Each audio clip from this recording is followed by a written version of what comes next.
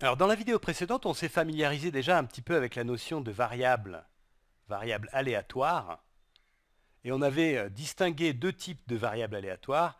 Il y avait d'abord les variables aléatoires qualitatives, et puis celles qui nous intéressent plus particulièrement, ce sont les variables aléatoires quantitatives. Donc ce sont celles qui prennent des valeurs numériques, quantitatives. Voilà. Alors maintenant, ce qu'on va voir dans cette vidéo, c'est qu'en fait, il existe deux types de variables aléatoires quantitatives. On va commencer par les nommer, ces deux types. On a d'abord des variables aléatoires quantitatives qui sont discrètes, qu'on appelle discrètes. Et puis, on a des variables aléatoires quantitatives qu'on appelle continues, qui sont continues. Alors, je te rappelle, une variable aléatoire quantitative, c'est une variable aléatoire qui prend des valeurs numériques. Alors, quand on parle d'une variable aléatoire quantitative discrète, on ne veut pas du tout dire la même chose que quand on dit discrète dans le sens commun, en français commun. C'est-à-dire qu'on ne parle pas de quelqu'un de discret ou bien d'une action discrète, c'est pas du tout ça. Là, le mot discret vient du latin discretus qui veut dire séparé. Donc là, en fait, quand on parle d'une variable aléatoire discrète, ça veut dire qu'on parle d'une variable aléatoire qui va prendre des valeurs distinctes, des valeurs numériques, distinctes. Ou alors une autre façon de voir, c'est de dire qu'elle va prendre des valeurs distinctes qui sont séparées. Séparées. Voilà. Et puis au contraire, une variable aléatoire quantitative continue, c'est une variable aléatoire quantitative qui va pouvoir prendre n'importe quelle valeur dans un intervalle. N'importe quelle valeur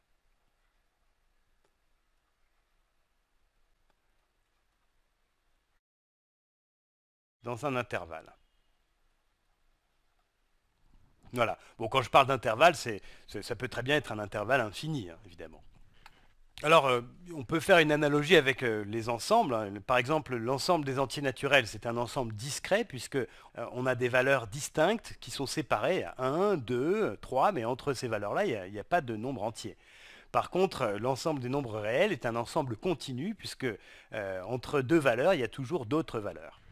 Donc là, ce qu'on va faire, on va se donner quelques variables aléatoires quantitatives et puis on va essayer ensemble de les classifier, de dire si elles sont discrètes ou continues.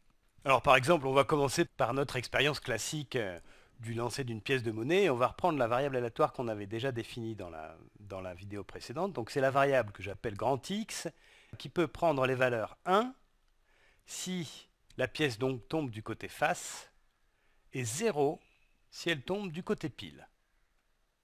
Voilà.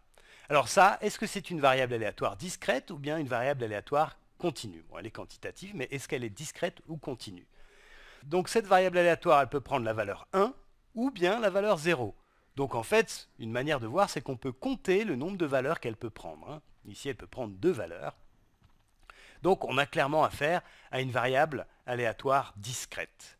Ça, c'est une variable aléatoire discrète. Voilà. Alors maintenant, on va prendre un autre exemple. On va se transporter en Afrique et on va aller dans un parc naturel et on va prendre au hasard un animal de ce parc naturel. Et puis on va définir une variable aléatoire qui sera la variable que je vais appeler grand Y. Et ça va être la masse d'un animal prélevé au hasard,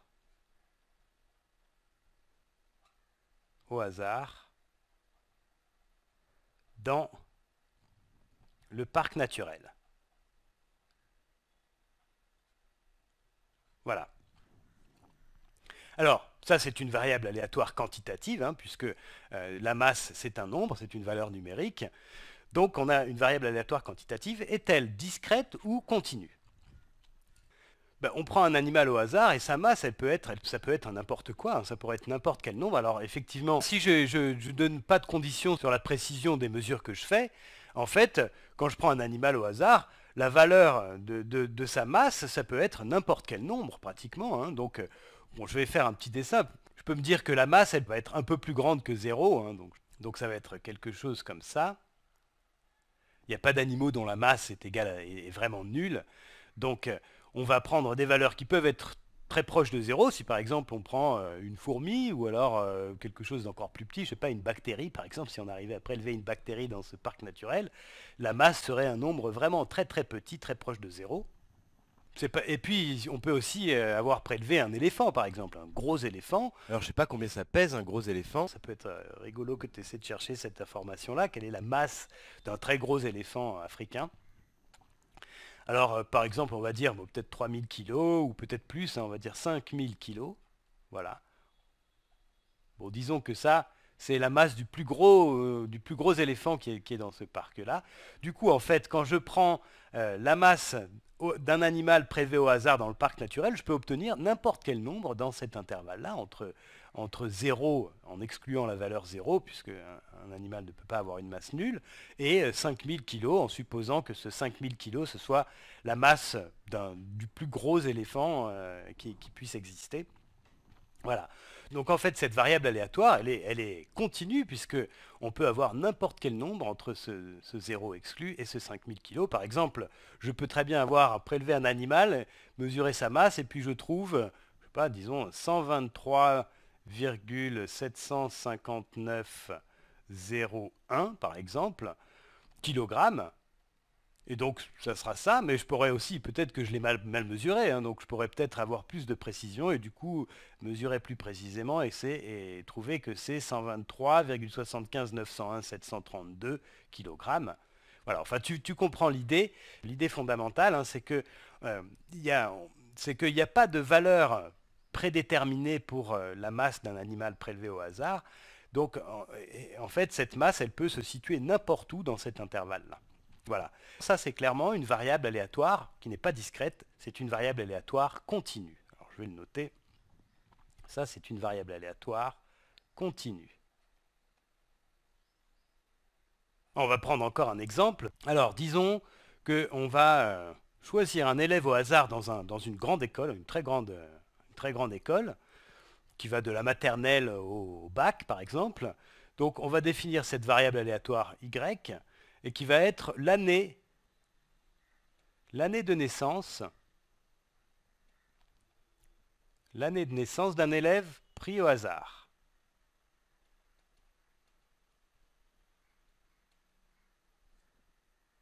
Pris au hasard dans cette grande école. Hein. Alors là, est-ce que... Bon, c'est une variable aléatoire quantitative aussi, hein, puisque l'année de naissance, c'est une valeur numérique. Par contre, est-ce que c'est une variable aléatoire discrète ou bien est-ce que c'est une variable aléatoire continue? Ben, en fait, là, ce qu'on peut avoir, c'est par exemple, on peut avoir un élève qui est né en 1985, on peut avoir un autre élève qui est né en 1992, par exemple, ou alors encore un autre qui est né en 2001. Voilà.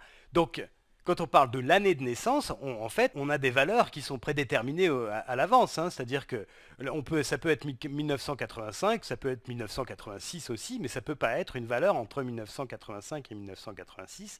Donc, ça ne peut pas être non plus une valeur entre 1992 et 1993, ni entre 2001 et 2002, par exemple. Donc, en fait, les valeurs que peut prendre la variable aléatoire y, ce sont des valeurs qui sont séparées entre elles. Donc cette variable y, c'est clairement une variable aléatoire discrète aussi. Voilà. Et comme tout à l'heure, en fait, on peut compter le nombre de valeurs possibles de y. Hein, on peut dénombrer en tout cas le nombre de valeurs possibles de y. La variable y, elle peut prendre 12 ou 13 valeurs, ça dépend. Alors là, il y a quelque chose que je veux quand même faire remarquer parce que c'est très important et souvent c'est une source de confusion entre variable aléatoire discrète et continue. Parce qu'on peut très bien avoir une variable aléatoire discrète qui prend une infinité de valeurs. Hein. Ça, c'est très possible. On peut se faire une idée de ça, par exemple, en imaginant une variable aléatoire qui compte le nombre de secondes écoulées depuis la création de l'univers, par exemple. Donc ça, c'est très important. Les variables aléatoires continues, elles peuvent prendre forcément une infinité de valeurs, puisqu'elles prennent n'importe quelle valeur dans un intervalle. Mais les variables discrètes, en général, la plupart du temps, elles vont prendre, dans les situations qu'on va considérer, une variable aléatoire discrète va prendre un nombre fini de valeurs, mais ce n'est pas une obligation. On pourrait très bien considérer des variables aléatoires discrètes qui prennent une infinité de valeurs aussi. Hein. La différence, en fait, c'est que dans le cas d'une variable aléatoire discrète, on peut lister Même si on a une infinité, on peut lister les valeurs qu'elle peut prendre, ce qui n'est pas du tout le cas d'une variable aléatoire quantitative continue, puisque là, il n'y a aucune possibilité de lister toutes les valeurs d'un intervalle. Là, si on reprend notre exemple de tout à l'heure du parc naturel, il n'y a aucune possibilité de lister toutes les masses possibles. Ça, c'est vraiment la grande différence entre une variable aléatoire discrète et une variable aléatoire continue. On peut en faire l'expérience soi-même, hein. Si on veut essayer de compter les nombres qui sont là, entre 0 et 5000 kg, on peut se dire, bon ben, je vais avoir par exemple 0,01, c'est pas mal de faire ça au moins une fois, hein, ça clarifie pas mal.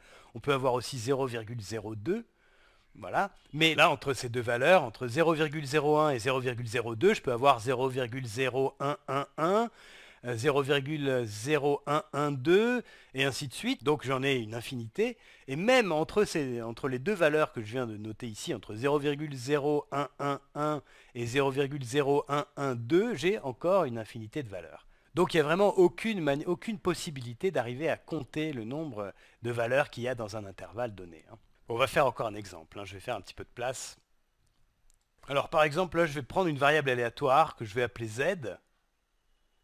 Et ça va être le nombre de fourmis qui vont naître demain. Donc le nombre de fourmis nées demain dans l'univers, dans tout l'univers. Alors là tu vas me dire évidemment, bon ben, je pense pas qu'il y ait de fourmis ailleurs que sur la Terre. Il y a peut-être d'autres créatures, elles n'ont peut-être pas la forme de fourmis. Voilà, on a notre variable aléatoire, c'est celle-là, c'est le nombre de fourmis nées demain dans l'univers. Alors, est-ce que ça, c'est une variable aléatoire? C'est une variable quantitative, puisqu'elle prend des valeurs numériques, mais est-ce que c'est une variable aléatoire discrète ou bien une variable aléatoire continue? Alors, en fait, là, le nombre de fourmis, c'est un nombre entier, forcément, donc on peut le compter. Il peut y avoir, par exemple, on peut se dire qu'il y a une fourmi, il pourrait y en avoir 2, ou 3, ou 4, il pourrait y en avoir 1 milliard, il pourrait y en avoir 2 milliards. Voilà, il pourrait y en avoir un nombre entier quelconque. Donc, les valeurs que peut prendre cette variable aléatoire, ce sont des valeurs discrètes, ce sont des valeurs séparées, distinctes. Donc, cette variable aléatoire, c'est une variable aléatoire discrète aussi. Bon, allez, on fait encore un petit exemple. Là, je vais prendre une autre variable aléatoire que je vais appeler encore x, hein. Bon, je peux donner n'importe quel nom, mais bon, je commence à manquer d'idées. Donc, je vais prendre cette variable aléatoire x, et en fait, ça va être le temps exact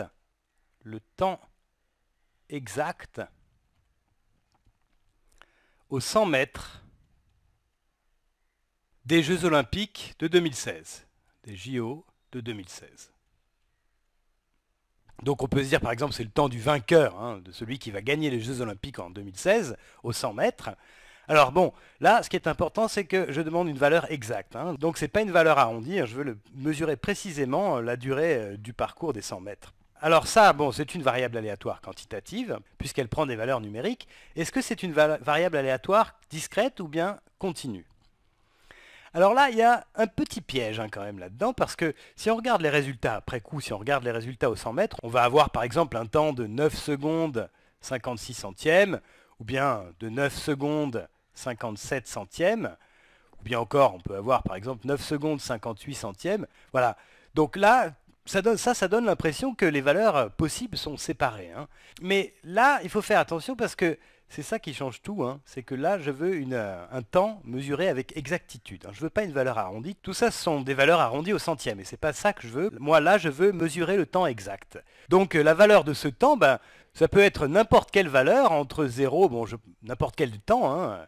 Bon, quand même, il faut dire que la vitesse du coureur, elle est au moins limitée, au moins par la vitesse de la lumière, hein. Bon, ça, c'est sûr. Mais bon, on va se dire que le temps exact pour parcourir les 100 mètres aux Jeux Olympiques de 2016, ça peut être n'importe quelle valeur entre, disons, 5 secondes, pour être vraiment très fort, et puis 12 secondes, voilà. Donc, si on voit ça comme ça, effectivement, c'est une variable aléatoire continue. C'est une variable aléatoire continue. Alors, ça serait complètement différent si, par exemple, je définissais la variable x comme le temps aux 100 mètres des Jeux Olympiques de 2016, arrondi au centième, hein. Alors, je vais faire un peu de place. Donc, si maintenant je définis la variable x comme ça, le temps aux 100 mètres des Jeux Olympiques, c'est le temps du vainqueur, hein, toujours, de 2016, arrondi au centième.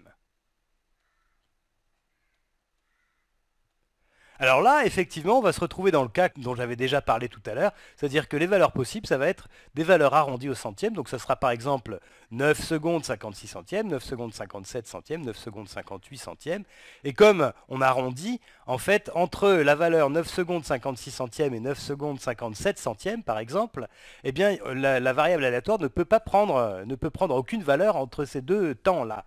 Donc, dans ce cas-là, effectivement, notre variable aléatoire x, eh bien, ça va être une variable aléatoire discrète. Et effectivement, là, encore une fois, ça peut prendre du temps parce qu'il y a beaucoup de valeurs possibles, hein, de la variable x, mais on peut les compter, on peut les lister toutes. Alors que tout à l'heure, quand on avait défini la variable x comme le temps exact aux 100 mètres des Jeux Olympiques de 2016, Par exemple, entre 9 secondes 56 centièmes et 9 secondes 57 centièmes, il peut y avoir par exemple la valeur 9 secondes, 56, 7, 3, 2, 1, voilà. Ou alors on pourrait prendre une valeur encore plus précise que ça pourrait être 9 secondes, 5, 6, 7, 3, 2, 1, 4, 7, 5 par exemple, voilà. Du coup, puisqu'on peut avoir une valeur de plus en plus précise, le temps exact, ça peut prendre n'importe quelle valeur dans un intervalle donné. Donc c'est absolument pas possible de compter les valeurs que peut prendre la variable, de les lister, alors que dès le moment où on fait un arrondi au centième, eh bien à ce moment-là, si on a le temps, on peut lister toutes les valeurs possibles de x. Voilà, on va s'arrêter là. J'espère que ça t'aura aidé à comprendre un peu la distinction entre les variables discrètes et les variables continues.